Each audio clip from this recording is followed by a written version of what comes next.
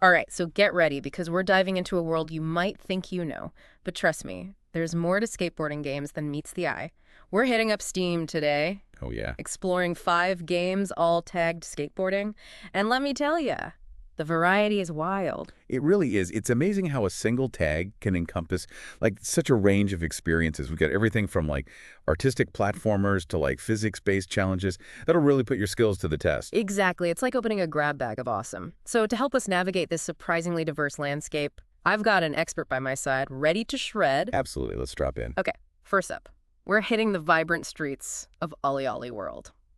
Now, if you're into games that burst with personality and style, this one's for you. Reviews are praising, like its smooth gameplay, deep combo system, and those visuals, seriously. It's like stepping into a skateboarding cartoon. Oh, yeah. And here's a fun fact.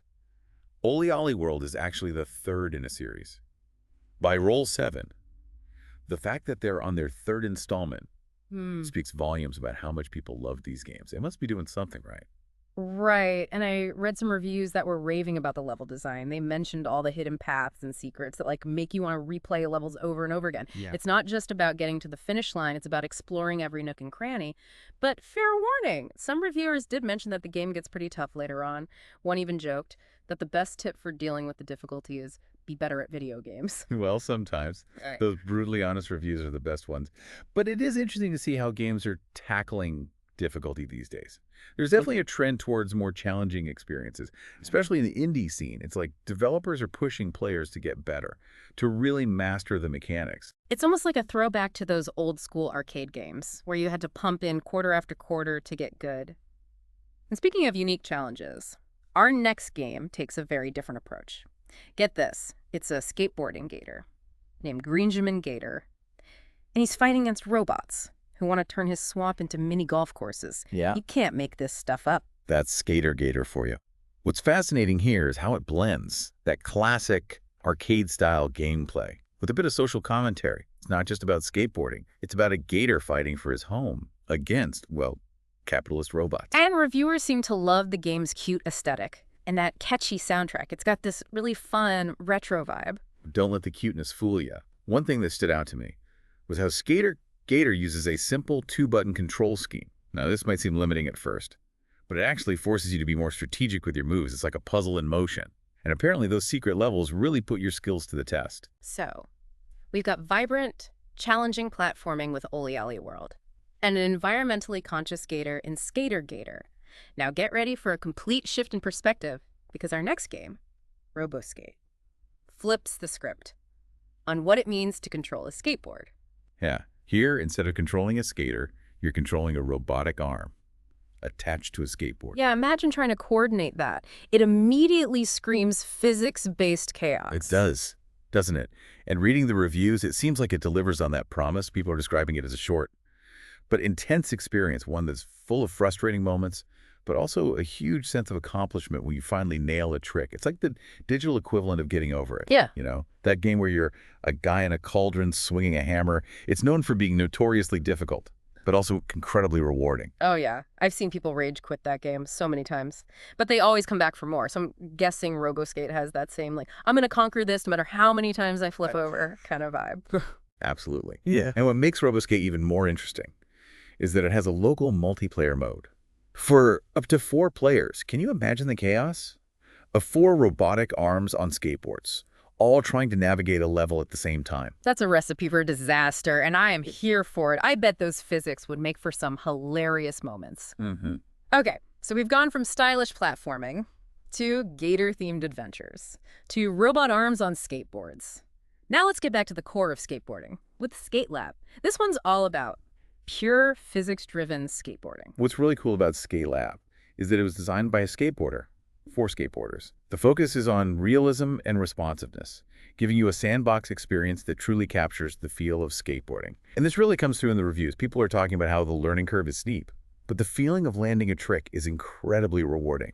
It's that same sense of accomplishment you get when you nail a new trick in real life. It's like the game is teaching you the actual skills of skateboarding, even if you're just sitting on your couch. That's pretty cool, and I bet that realism attracts a certain type of player. Absolutely. Skate Lab is definitely geared towards those who enjoy mastering intricate control systems. and really pushing their skills to the limit. It's not about instant gratification. It's about the process of learning and improving. Okay, so if Skate Lab is all about realism, our final game today, Rave Break, throws realism out the window and cranks up the fun factor to 11. Imagine Tony Hawk's Pro Skater meets Miami Vice, but with boats and guns. Yeah, you heard that right. Boats and guns. We're not dreaming. Wavebreak is a wild ride, and it's clear the developers were having a blast when they created it. We're talking stylish animal characters, a killer synthwave soundtrack, and over-the-top action that doesn't take itself too seriously. And the game has a ton of features to keep you entertained. There's a robust park creator and level editor, so you can design your dream skate park.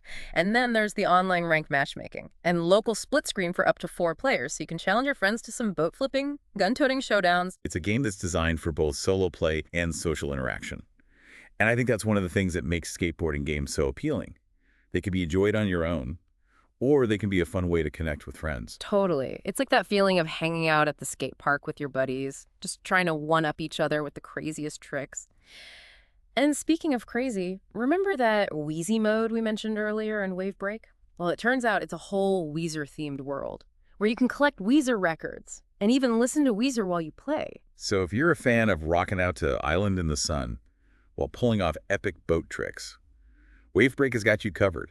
It's a game that's full of surprises and unexpected twists. I'm definitely adding that to my wish list. Okay, so we've covered a lot of ground here. From the vibrant streets of OlliOlli World to the gator-infested swamps of Skator Gator, we've wrestled with robot arms, embraced pure realism, and blasted our way through a synthwave Miami Vice dreamscape. It's amazing how much variety there is within the skateboarding tag on Steam. We've got games that are challenging and games that are purely for fun. We've got games that are realistic and games that are completely over the top. It just goes to show that there's something out there for everyone, no matter what your taste in games might be. And it makes you wonder, what other hidden gems are lurking under those seemingly simple genre tags? There's a whole world of games to explore, and I think it's awesome that we can get a taste of so many different experiences just by diving into a single tag. It's like opening a door to a whole new dimension of gaming. And you never know what you're going to find on the other side. Okay, so before we move on, let's take a closer look at a few of the things that really stood out to me during this deep dive. One thing that I found fascinating was how each of these games approaches difficulty in a different way. Like we talked about how OlliOlli World gets progressively harder, but the visuals and the overall vibe are so positive that it keeps you motivated to keep playing. It's a great example of how a game can be challenging without being frustrating. And I think that's a key element in any good game design. It's about finding that sweet spot where players feel challenged but not overwhelmed. Right. Like you want to feel like you're accomplishing something, like you're improving your skills, but you also don't want to feel like you're banging your head against a wall. And then you have games like Skator Gator, where the difficulty is built into the fast-paced, lane-based gameplay. It's all about reaction time and precision. Right. It's almost like a rhythm game in some ways. You have to get into a flow state and anticipate what's coming next. And when you nail it, it feels incredibly satisfying. And then on the other end of the spectrum, you have games like RoboSkate, where the difficulty comes from the unconventional controls. You're literally fighting against the physics of the game to try and make your robot arm do what you want it to do. And that's where the humor and the charm of the game come in. It's so absurd and over the top that you can't help but laugh at your own failures. And then when you finally do manage to land a trick, it feels like a major victory. It's like the game is designed to make you feel both frustrated and triumphant at the same time. And I think that's a really clever approach to difficulty. It keeps you engaged and entertained, even when you're struggling. Absolutely.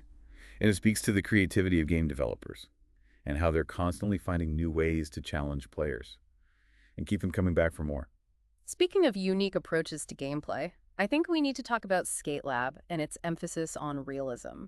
It's a game that really tries to capture the nuances of skateboarding, from the way your board feels to the way you have to shift your weight to land a trick. And that's what makes Skate Lab so intriguing. It's not just about recreating real-world skateboarding. It's about giving players the tools to experiment and to express themselves in new and innovative ways.